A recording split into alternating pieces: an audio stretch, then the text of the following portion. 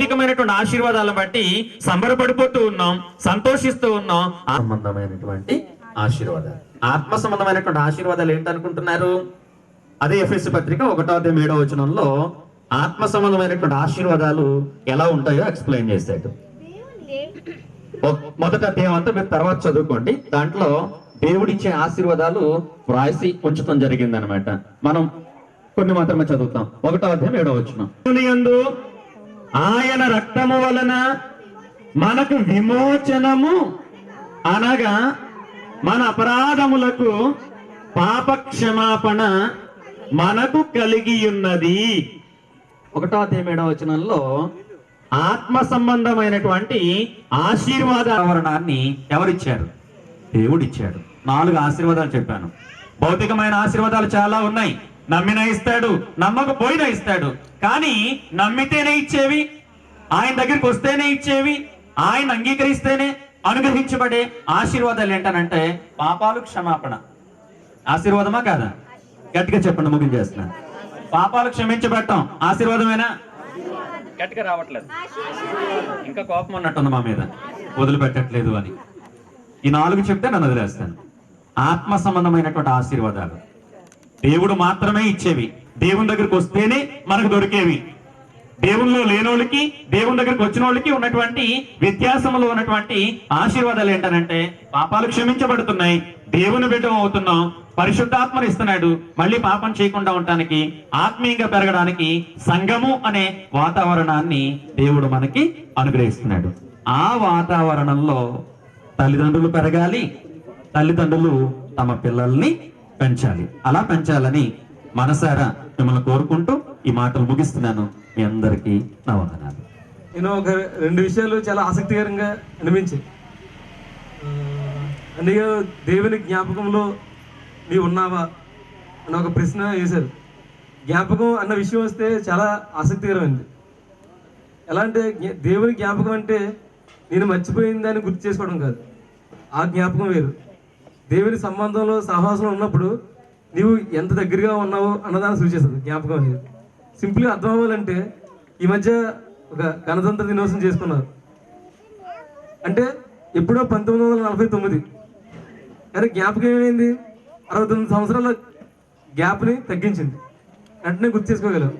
అంత దూరాన్ని కూడా, అంత సమయ దూరాన్ని తగ్గించి ఆ సమయ దూరాన్ని తగ్గేస్తుంది. అలా కూడా మనం దేవునితో సంబంధంలో ఉన్నప్పుడు, ఆయన జ్ఞాపకంలో ఉన్నప్పుడు, ఆయన సహవాసంలో ఉన్నప్పుడు ఆ దూరం ఉండదు, చాలా దగ్గరగా ఉంటాం. నువ్వు చాలా దగ్గరగా ఉన్నావు, దేవునితో సంబంధంలో ఉన్నావు అంటే దేవుని జ్ఞాపకంలో ఉన్నావని అర్థం. సో ఇక్కడ ఎందుకంటే నాకు ఈవెన్ ఆసక్తికరంగా అనిపించింది, నాన్నగారి జ్ఞాపకత కుటుంబంలో కూడా ఈ రకమైన వాక్య భాగాన్ని డిస్కస్ చేయడం జరిగింది. అంటే మన యొక్క జీవితంలో ప్రాథమిక విషయాలు, నాకు జీవితం ఎక్కడ ఆరంభమైంది, నన్ను ఎవరు సృష్టించారు, నా సృష్టికత ఎవరు, నా జీవితం యొక్క గమ్యం ఏమిటి, నా జీవితం యొక్క పరమార్థం, దాని యొక్క ముఖ్య ఉద్దేశం ఏమిటి అన్న విషయాల్ని మనం జీవితంలో తెలుసుకోకపోతే జీవితానికి అర్థం ఉండదు. నువ్వు ఎవరి చేత జ్ఞాపకంలో ఉంచబడుతున్నావు అన్నది చాలా చాలా ప్రాముఖ్యమైన విషయం. నీవు దేవుని జ్ఞాపకంలో లేవు అంటే అది కింద. ఇంకా కింద వారంలో ఒక గొప్ప సైంటిస్ట్ని ఎంతమంది గుర్తున్నాడు? ఒక గంటలో జరిగిన విషయం మనం మర్చిపోతాం. సో అదనమాట, ఎంత గొప్ప వ్యక్తి అయినా సరే చివరికి మనుషులు ఎవరు గుర్తుంచుకోరు. ఎంత గొప్పవాడైనా సరే, ఒక గొప్ప శాస్త్రవేత్త అయినా, సైంటిస్ట్ అయినా, ఇంజనీర్ అయినా సరే ఎవరు జ్ఞాపకంలో ఉండరు. కానీ జ్ఞాపకంలో ఖచ్చితంగా చేసుకునేది, ఒక మనిషిని రక్షించేది నిజంగా దేవుడే. అలాంటి దేవుడి జ్ఞాపకంలో ఉండడం నిజంగా ఒక ఆశీర్వాదం. అలా ఇంకొక విషయం ఎంతగానో స్పెసిఫిక్గా అనిపించింది ఏంటంటే, ప్రత్యేకంగా ఆయన చెప్పారు దేవుని బిడ్డగా అంగీకరించబడడం అని. ఒక నోబెల్ ప్రైజ్ విన్నరు, ఒక నోబెల్ బహుమతి రావాలంటే మన జీవితంలో ఎన్నో త్యాగాలు చేయాలి, ఎన్నో సాక్రిఫైస్ చేయాలి, ఎన్నో చాలా చాలా క్లిష్టమైన విషయం. ఎంతో కష్టపడాలి, ఎన్నో విషయాల్లో సమన్వయం చేసుకోవాలి. అంతా కష్టపడి 60 ఏళ్ళకో 50 ఏళ్ళకో బహుమతి వస్తుంది. అలాంటి బహుమతి వచ్చిన ఆయన ఏమన్నారంటే, నా జీవితంలో ఉన్న ఒక గొప్ప విషయం ఏంటంటే నేను రక్షించబడడం, దేవుని బిడ్డగా అంగీకరించబడడం. బంగారం. మరి ఈరోజు దేవుడి ఇద్దరి చక్కటి సాయంకాల సమయాన్ని మన అందరికీ ఇచ్చినందుకు దేవునికి అంతగానో వందనాలు చెల్లించుకుంటున్నాను. ముఖ్యంగా ఏంటంటే నేను ప్రజెంట్ కేరళలో ఉంటున్నానండి. 2 months నుంచి కేరళలో ఉన్నాను. సో కేరళ నుంచి రావడం, మళ్ళీ ఇవన్నీ పనులు చేసుకోవడం వల్ల యాక్చువల్లీ బాబు బర్త్డే అయితే February 9న అయిపోయిందండి. బట్ నా లీవ్ కొన్ని ప్రాబ్లమ్స్ వల్ల నేనున్న కొంచెం ట్రైనింగ్ సిచ్యువేషన్ వల్ల రావడం అవ్వలేదు. సో తర్వాత నేను అక్కడ నార్మల్గా 9th నార్మల్గా ప్లాన్ చేసుకొని వచ్చిన తర్వాత ప్లాన్ చేసుకుందాం అనేసి ఈ రోజుని దేవుడు ఎటువంటి చక్కటి సమయాన్ని ఇచ్చాడు. మరి అందరిని బట్టి కూడా దేవునికి వందనాలు చెల్లించుకున్నాను. మరి మీరు అందరూ ఆహ్వానం మన్నించి వచ్చినందుకు మీకు అందరికీ ప్రత్యేకంగా నా తరపున, నా కుటుంబం తరపున వందనాలు చెల్లించుకుంటున్నాను.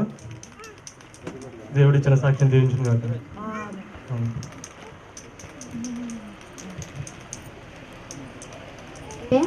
బాబుకి ఇలా బర్త్డే చేయాలనేసి మేమైతే అనుకున్నాం, కానీ మేము వేసే ప్రతి అడుగులో ఆయన చెప్పలేకుండా ఏది జరగదు. ఈరోజు ఇంత ఘనంగా జరుగుతుందంటే కేవలం ఆయన కృప వల్లే. అందులోని నేను ముఖ్యమైన సాక్ష్యం చెప్పాలనేసి, నిన్న మేము ఇక్కడికి బయలుదేరి వచ్చాము. బయలుదేరి రాకముందే ఇంట్లో నేనేమో బాబుకి ఫుడ్ ఉడకబెడుతున్నాను.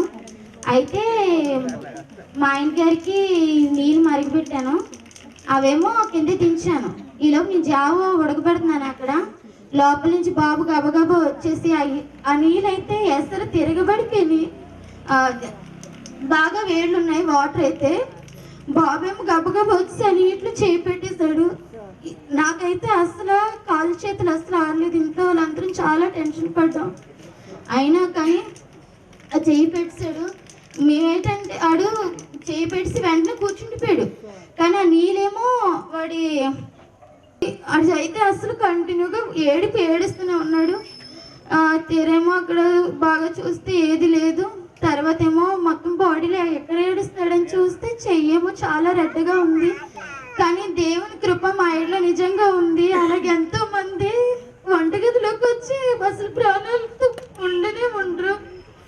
కానీ ఈరోజు బాబు సురక్షితంగా మీ అందరి ముందు దేవుని ముందు ఉన్నాడంటే కేవలం ఆయన కృప వల్లే, ఇంకా మీ అందరి ప్రేయర్స్ వల్లే ఈరోజు బాబు సురక్షితంగా ఇంత ఆనందంగా ఉండి మేము ఇంత సెలబ్రేషన్స్ చేస్తున్నామంటే.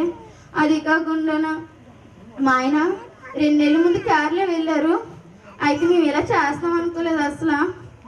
కానీ తను అసలు 9th వస్తాను, ట్రై చేస్తాను అన్నారు.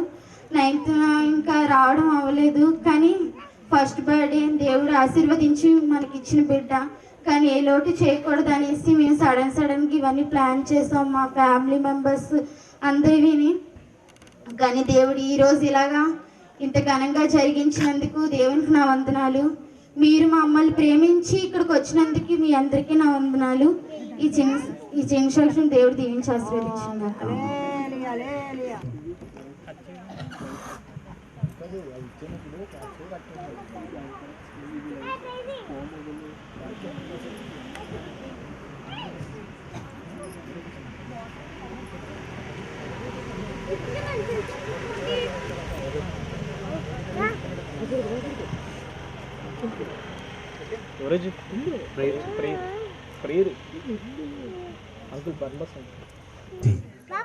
తలంచుదాం అందరం కలిసి. మరి చిన్న బిడ్డను ఆశీర్వదించడానికి వచ్చాం.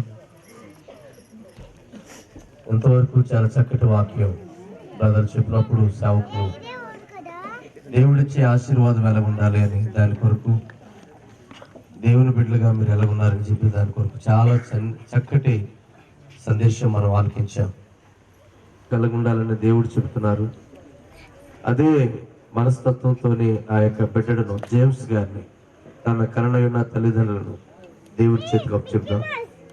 ఈ యొక్క సెలబ్రేషన్లో దేవుడు తన కనికరం ఉన్నదని నమ్మి ఉన్న మనమందరం కలిసి ప్రార్థన చేద్దాం. మహోన్నతుడ మహాగణమైన గొప్ప దేవా, నిన్న నేడు నిరంతరం ఏకరీతికున్న పరమ తండ్రి మీకు కొందరు చెల్లిస్తున్నారు.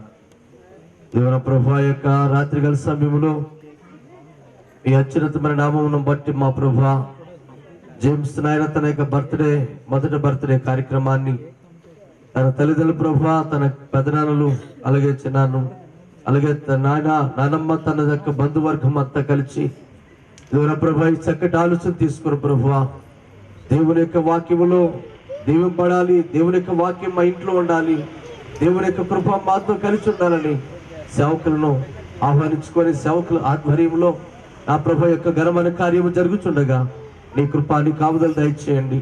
నా ఎదుగున ప్రభు మా ప్రియులు మీ సేవకులను ఆయన ఓ నా ప్రభు మరి శ్రీ వినయ్ గారిని బట్టి నా సంఘ బిడ్డలందరిని బట్టి మీకు వందనాలు, పెద్దలను బట్టి మీకు వందనాలు.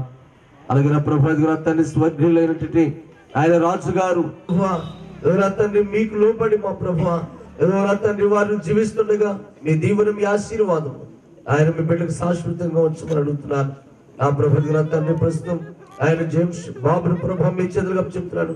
ఆయుష్ పట్ల ఆరోగ్యం పట్ల మా ప్రభు తండ్రి మీరే ఇప్పుడు ఎల్లప్పుడు సదాకాలముగా వారికి తోడుగా ఉండండి. ఆయన నిన్న జరిగిన అపాయం నుండి తప్పించి ఈ రోజు సంతోషించాలని మీరు ఇచ్చిన ఈ గొప్ప ఆధిక్యతకై మీకు వందనాలు.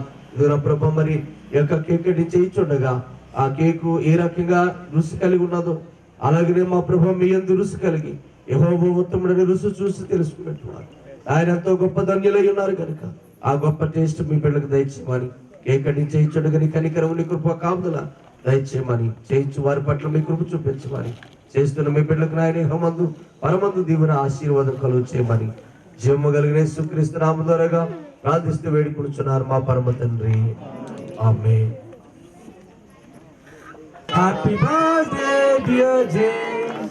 Happy birthday to you. Happy birthday to you. Only one will not do.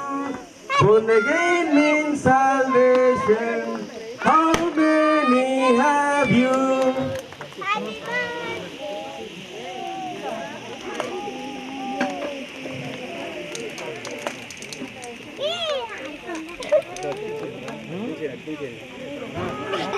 ఇది మొదలుకొని నిరంతరము నిన్ను కాచి కాపాడునుగాక.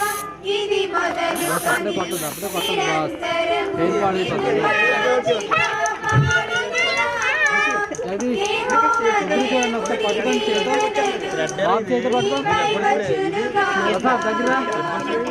యెహోవా దేవుని దీవెనలు నీపై వచ్చునుగాక.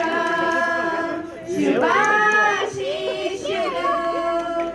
శుభాశీస్సులు శుభాశీస్సులు శుభాశీస్సులు.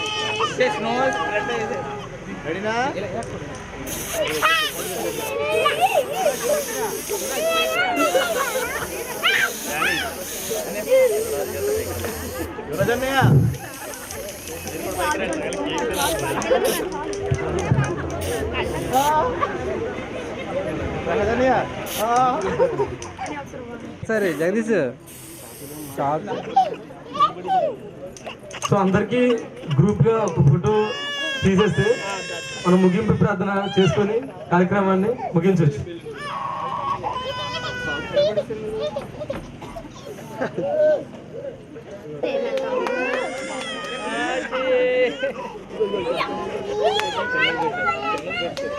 చివరిగా దాన్ని 4 ముక్కలుగా తుంచి మనం అందరూ పంచుకోవచ్చు.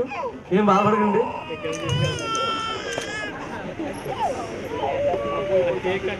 చెర్రీ చెర్రీ రే ఇంగో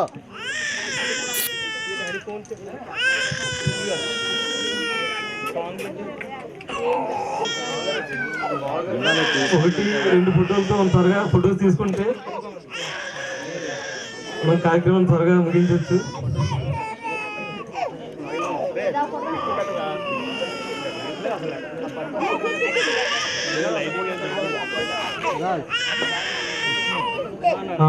ఆ ఫోటో కార్యక్రమం అయిపోతే మనం తర్వాత కూడా గిఫ్ట్స్ అవి ఇస్తున్నప్పుడు కూడా ఫ్యామిలీ అందరితో కలిసి ఫోటో తీసుకోవచ్చు.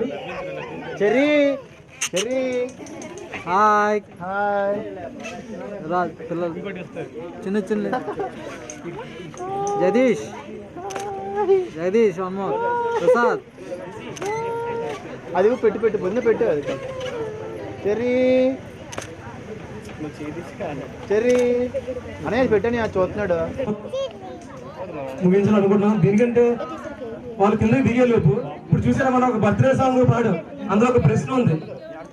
బోర్న్ అగైన్ మీన్స్ సాల్వేషన్, అంటే తిరిగి జన్మించడం అంటే రక్షించబడడం. అలాంటి జన్మదిన వేడుకలు మీకు ఇచ్చే గిఫ్ట్ చెప్తే చెర్రీ చిన్న మీరందరూ చెర్రీ అంటే మీకు అనే ఆ పాటలో అంటే జేమ్స్ రాజ్ ఆ పాట ఏం చెప్తుందంటే జేమ్స్ శారీరకంగా జన్మించడం అనేది ఒక జన్మ, పట్టుకొని చెవి అంటే ఒక నూతన జీవం, ఒక నూతన జీవితాన్ని ఆరంభించడం అనేది మరొక జన్మ. అంటే రెండు బర్త్డే అనమాట. అనయ్య అది పోనీ, అది అనయ్య అనయ్య చేస్తున్నారు. అంటే ఇంగ్లీష్ లో అంటారు ఫిజికల్ గా శారీరక జన్మ గారిని ముగింపు ప్రార్థన చేసి దీన్ని కార్యక్రమం ముగించాల్సిన తర్వాత మిగతా కార్యక్రమాల గురించి నేను అనౌన్స్ చేస్తాను. ఇందు గురించి ప్రార్థన చేయాల్సిందిగా కూర్చున్నాను. కావులు దయచేయండి. ప్రభా చక్కటి వాక్యం చేత ప్రభా చక్కటి అంతర కార్యక్రమం పూర్తి చేయడానికి మీకు చూపించారు. ఆయన ఎంతమంది అయితే వాక్యాన్ని అంగీకరించుకున్నారు, ఎంతమంది అయితే ప్రభు వాక్యం విలువ తెలియక ఆ విలువను తెలుసుకున్న ప్రభు మీకు తిరిగి ఉన్నారు. మనందరికీ మా ప్రియులు మీ సేవకులు ఆయన ఎవరో తండ్రి వారి శివుడయ్య గారిని మీ చెంతగా చెప్తున్నాం. ఆయన ప్రభా ఆయుష ఆరోగ్యం ప్రభావించి ఆయన ప్రభా యొక్క దగ్గర ప్రభుత్వం వచ్చిన బంధువర్గాన్ని బట్టి రక్త సంబంధికులను బట్టి అలాగే ప్రభావితుల తండ్రి సెలబ్రేషన్ లో ప్రభా ఎంతమంది అయితే పాల్గొన్నారు మనందరికీ దేవుని ఆశీర్వాదం కలిగించేయండి. నా ప్రభావం మరి ముఖ్యంగా నాయుడుల తండ్రి సూర్యుడు రాజుగారి తన యొక్క కుటుంబాన్ని ఏ ఒక్కరిని అన్నదమ్ములైన దైవోజ్ఞుడైన యేసుక్రీస్తునామములో ప్రార్థిస్తూ వేడుకుంటున్నాను మా పరమ తండ్రి. ప్రతి ఒక్కరికి కూడా దేవుని ఆశీర్వాదము ఇప్పుడు ఎల్లప్పుడూ సదా